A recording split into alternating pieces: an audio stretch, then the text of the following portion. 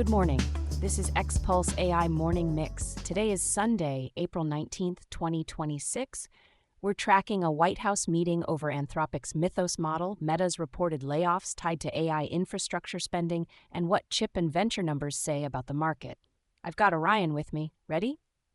Ready, let's jump in. Our lead story. The White House is getting directly involved with a frontier model. What's happening? The Los Angeles Times reported on April 17th that White House Chief of Staff Susie Wiles plans to meet Anthropic CEO Dario Amodei about Anthropic's newly announced Mythos model, specifically the risks and Anthropic's choice to limit broader access while U.S. and EU regulators scrutinize advanced deployments.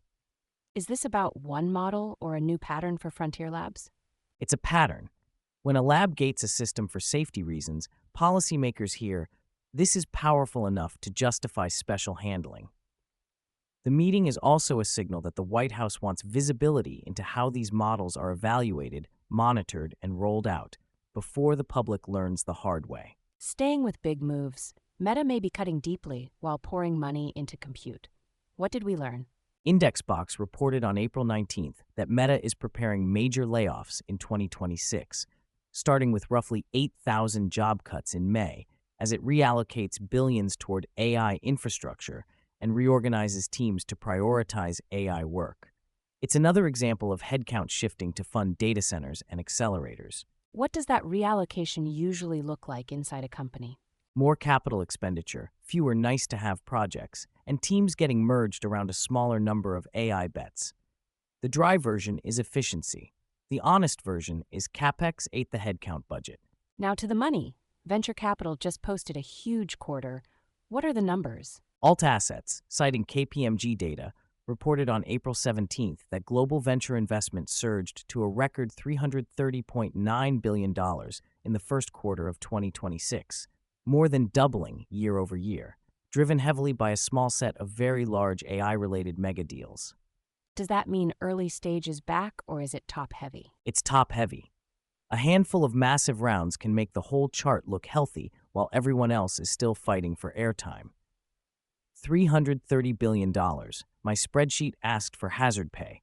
Let's talk supply. The chip engine behind a lot of AI demand just printed big earnings. What did TSMC report? CNBC reported on April 17th that TSMC posted a 58% jump in first quarter profit, beating estimates, driven by sustained demand for advanced chips used in AI workloads. It's a strong signal that orders from accelerator and data center customers are still flowing. What's the indicator you watch after a quarter like this?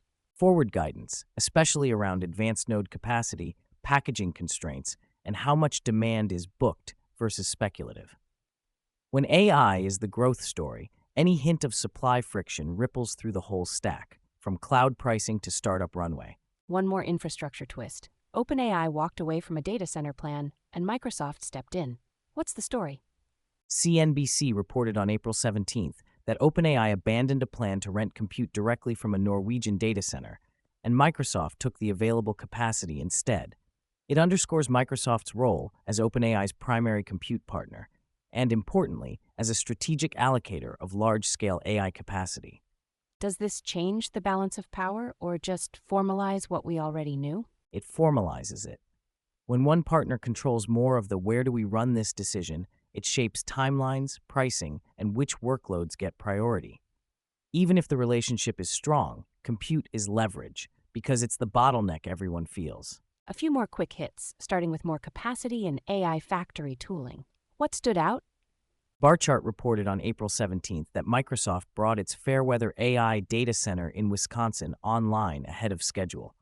And SiliconANGLE, also on April 17th, says Dell and Nvidia are pushing standard blueprints to speed enterprise deployments, basically pre-approved reference stacks, so companies can build AI infrastructure with fewer surprises. And the financing wave behind all this build-out keeps rolling, right? Yes. Futu News reported on April 17th that a Google-backed data center financing and a CoreWeave bond raise totaled $6.7 billion, aimed at building new capacity in Indiana and expanding infrastructure amid shortages of space, GPU supply, and power. Capital markets are becoming part of the AI supply chain. On the model and agent front, there were two notable updates. What are they? AI Automation Global reported on April 18th that OpenAI added desktop computer use agents to Codex on macOS, enabling app automation in a sandboxed workspace, with some features delayed in the EU and UK for regulatory reasons. And RoboRhythms reported on April 17th that Anthropic shipped Claude Opus 4.7 with a very large context window while keeping Mythos gated. Policy also tightened its grip, state rules, health guidance, and financial stability warnings. What's the thread?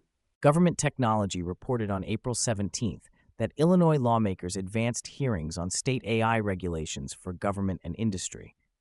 Medical Dialogues reported on April 18th that a WHO-supported working group published regulatory considerations for AI in health. And BankInfo Security reported on April 18th that officials at IMF and World Bank meetings warned advanced models could rattle global banking, so oversight is widening fast. Before we go, two smaller fundraisers and one adoption shift. What are these companies doing?